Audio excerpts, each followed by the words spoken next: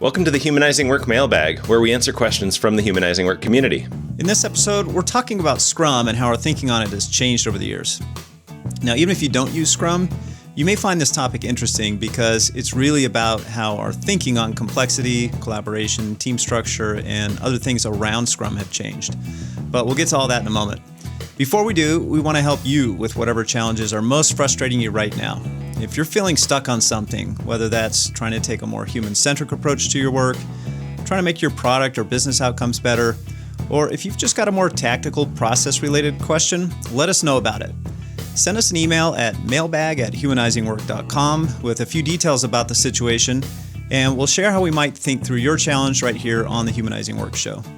And just a quick reminder to please rate and review the Humanizing Work Show in your podcast app, or if you're watching on YouTube, please subscribe, like, and share today's episode if you find it valuable to you. That really helps us get the word out about the show to people who'd benefit from it. Want to get more access to free content we produce, not just the show? Sign up for our newsletter, where we share one key idea every week. You can sign up at humanizingwork.com/HWnews or on the footer of any page at humanizingwork.com. All right, on to this week's topic. This week's question is from Michael, a longtime Humanizing Work client, community member, podcast listener. I think we first met in 2011 when I did some coaching with one of his teams. But we're switching things up a bit this week. Instead of just answering Michael's question on the show like we normally do, we have asked him to join us to have a conversation with us about it. So, Michael, welcome to the Humanizing Work Show. Oh, thank you, Richard. Thank you, Peter. I'm curious. We've traveled a number of years together, and I've never asked you this directly, but I've got bits and pieces of this in different contexts. And I'd like to hear, how has your thinking about Scrum or its application changed over the years? I'm not sure we've ever answered that in one place before. So it's a challenging one because it's hard to remember what you used to think. It's easy to remember what you think now, and it's easy to imagine what you used to think. But when I think about what I thought Scrum was when we adopted it, and especially as we started using it, I thought of Scrum as like, oh, this is the silver bullet. This is the thing that helps software product teams do better work and learn faster and be less wasteful. And as I started teaching it, I started to have this experience where I realized, why isn't everybody else getting it? And the thing I actually realized was that our team had a lot of things going for it outside of and around the team that made it so that Scrum was really successful for us. And so one of the things I've changed my thinking on about Scrum is that, well, everybody should be able to just do this. We did it. It worked for us. Why isn't it working for these other teams? And starting to focus a lot more on the context around Scrum as being at least as important to learning how to do Scrum. So, Peter, maybe say more about that. What about the context around Scrum have you found particularly important? Well, I'll relate this back to what was true on our team, or that we were able to make true without too much of a challenge. One of the things that was true about our team is that we were already pretty cross-functional. We had software engineering, we had development, we had user experience, we had program management, product management, engineering management, QA management. All of those were sort of already considered part of the team. And so when we adopted Scrum, we had the capability to contain any complex thing within the team boundary. And that seems to be, I would say, almost a precursor to getting a lot of benefit out of Scrum. We've seen teams get some sort of marginal benefits, even if they're not structured that way. But without that, you're really doing a piece of a complex thing, and then all of the cool tricks of Scrum don't work nearly as well. And then I think the other thing that's sort of related to that is we had a certain level of flying under the radar as far as our group was concerned. We were an audio product in a video group, and it was sort of the least important product. At least sort of sometimes we felt that way. We used to joke about being the stepchild of this group, like the one that's like, yeah, okay, the audition team's over there, whatever. But we weren't making the most money of any of the products. And I think we had built a little bit of trust over the years that team is already doing good work. So we had a certain level of autonomy in how we worked. As long as we delivered on the big project boundaries, we had a lot of autonomy to work how we wanted to work. Does that, Peter, does that change or inform your thinking around Scrum today, especially when you coach other organizations where people might care more about the team than your experience that seemed to give you autonomy? For sure. It certainly causes me to, well, it causes me to say no sometimes when somebody asks, hey, could you come and help this team adopt Scrum? If I see that they're really not set up to be successful with it, then I'll push back and say, we could, but here's why it won't work well. If we're able to address these other things first, then Scrum will work better here. And then it really depends on if, for that particular organization, whether there's an appetite for that, whether they agree with that assessment, right? There's a lot of other variables there at play. But that's usually where I start now. I usually don't start with Scrum. I usually start to say, do we have the ground conditions that are likely to make Scrum useful for whatever team they want to adopt it? I think related to that, one of the things that has changed in my own thinking is the distinction between Scrum itself and the things in and around Scrum that make it work for particular contexts. Early on, I had a few contexts that I was able to shape a lot. And I started on the XP side of things, so there were more practices and more to it when you started with a new team. And I think back to the first several years I was doing this and then helping other teams adopt Scrum. And the whole package that came in as Scrum was a lot bigger. Like there were particular ways of planning, ways of running a retrospective, engineering practices that seemed essential all the time. And even things like, I find user stories really useful. And obviously I've written and spoke about those a lot. And I'm much clearer now about how those are a thing you could pull into Scrum, but they're not part of Scrum. And so that distinction between this minimal core that I would use all the time whenever I have a team that's collaborating to build a thing, and all these other things that may be useful to pull from. And a lot of them I may pull from 90% of the time, but they're not Scrum. Richard, it strikes me a key piece of your professional organization, your professional identity, your organization's professional identity is not about Scrum. It's about humanizing work. And that's your company name. Now, I'm curious about that intersection over the years. Why has that remained constant, even as your thinking may have evolved and changed in profound or nuanced ways over the years?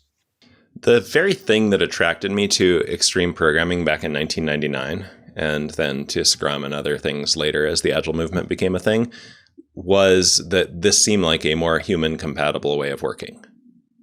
At the end of the .com boom back there was still lots of these big plans, and you'd execute for months or years and then test and realize you built the wrong thing and slog through finishing it. And that just didn't seem like it fit humans very well. I could see that we seem to do best when we run small experiments and learn things. And I didn't have all the language for it that I have now around complexity and collaboration and all that. I just had this sense as someone fairly new to software development or professional software development at the time that people do things in a way that doesn't seem to fit how people actually work. And so the thing that attracted me to what became the Agile movement is these people seem to be doing things in a way that fits humans. So when I first went independent in 2008, I named the company Humanizing Work, and then that disappeared for a while when Bob Hartman and I did Agile for All, and then was Humanizing Work is back now. But that theme has gone all the way through, where I see things like Scrum as tools for humanizing work. Now, sadly, they're not always used in that way. I can think of plenty of examples of people using the Scrum words in a really dehumanizing application, but I don't think it has to be that way. I wonder, for either of you, can you give a specific example of something that you used to emphasize back in the day, and now you de-emphasize, or you don't talk much about at all, that's related to the Scrum framework? I can. Yeah. Go ahead, Peter. I used to be much more focused on how to do things like estimation and task breakdown and sprint planning and kind of the tactics that we should use in a sprint around like burn down charts. And it was kind of like this whole tool set. And a lot of that evolved out of, well, here's what worked on our team, so do that. And the more I realized that like the thing that worked on our team might work on other teams, but it might not. They might have something better, or they might not need that thing. They might not have the problem we were solving with that. The less I've been a strong advocate or even take a position at all on some of those tactics to use around and within sprints. I remember a specific example of that when one of the first teams that I trained outside of my own was the product team called After Effects at Adobe. Fantastic team. That team had been around for 20 years before I even our company was acquired by Adobe. And these were really fantastic engineers. They, by the way, just want to shout out to the company name. So After Effects was part of a company that was acquired by Adobe, just like ours. And their company name before they acquired was COSA, which stood for Company of Science and Art. What a beautiful company name. And the employees of that company and then the members of the After Effects team really did a fantastic job of blending science and art. So I taught them how to do story point estimation and all the reasons why story points were so much better than time estimates. And they sort of said, okay, we'll do it. And I remember about 3 months into it talking to the Scrum Master on that team saying, yeah, we've abandoned that whole story points thing. Like, our engineers have been estimating in time for a long time. They're really good at it. They get good estimates, and using story points just feels like busy work to them. So they're back to just estimating time. And at the time I thought, oh no, they're moving backwards. They're backsliding on all of this agile stuff. And these days I would just say, fantastic. That's great. I'm glad you found something that works better for you all. That was the first thing that came to mind for me, estimating, capacity planning. Some of those things used to seem so important.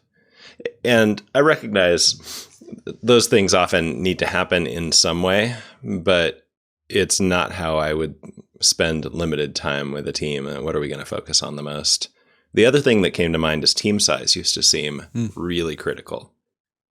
And there certainly is research showing that small teams communicate more effectively, and there's that sweet spot around 5 or 6 people in the research. That said, I care so much more now about locating complexity within a single team as much as possible, even if that team is larger, at least in the short term. I would rather see even a 20-person team that can complete complex backlog items, and then over time, you build up with cross-training, more skills, more T-shaped people on the team. Maybe you can split into 2 separate smaller teams at some point, but breaking into 2 small teams and then having them have to do all kinds of coordination or even collaboration across the team to get anything done. I'm embarrassed when I think back to some of the times I recommended that and how much coordination these 2 teams had to do to get anything meaningful done. They should have just been 1 team. Yeah, that's a really big change for me. And contrary to the guidance you get in the Scrum Guide, but with the lens of complexity and Scrum as a tool for complexity, I think it just makes so much more sense. Michael, how about you? We'll flip it around. Yeah. Thank you. I'd say, like Richard, my journey started with XP at a time when carrying that book around Hewlett-Packard, or my part of Hewlett-Packard, could have been seen as an act of insubordination.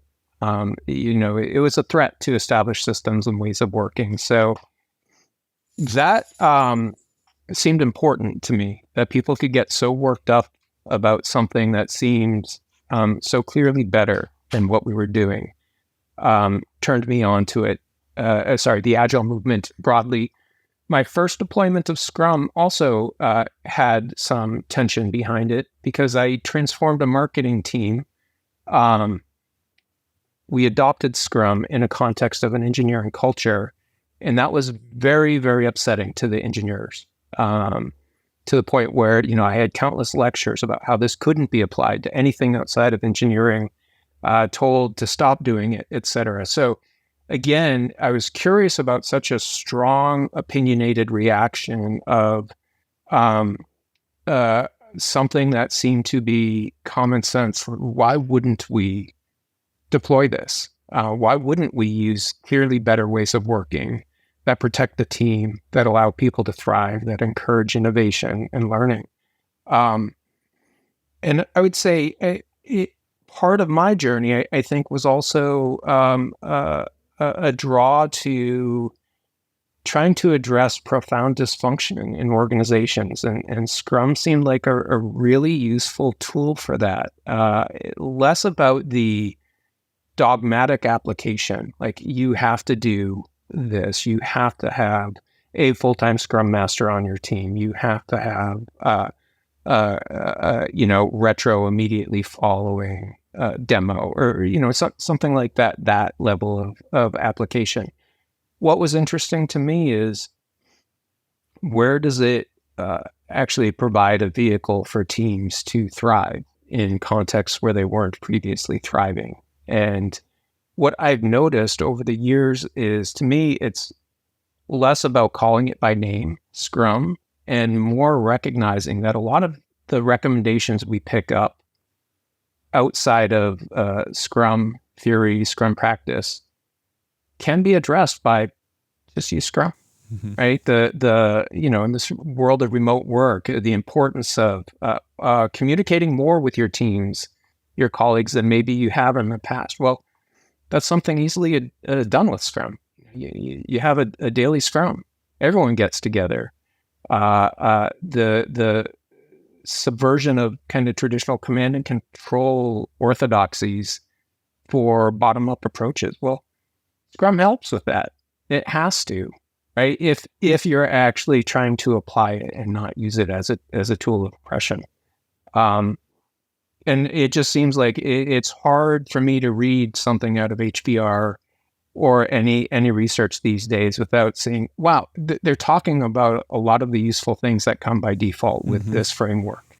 Why not just start with the framework and adapt from there? Yeah, I think that's well put. The thing that triggers for me, Michael, is that I don't think I've ever changed much my belief that the 4 events in Scrum are useful patterns. However, the way that Scrum defines roles, I take with a huge grain of salt these days. Like the fact that you need a full-time person who is facilitator, coach, org impediment remover, all of those things.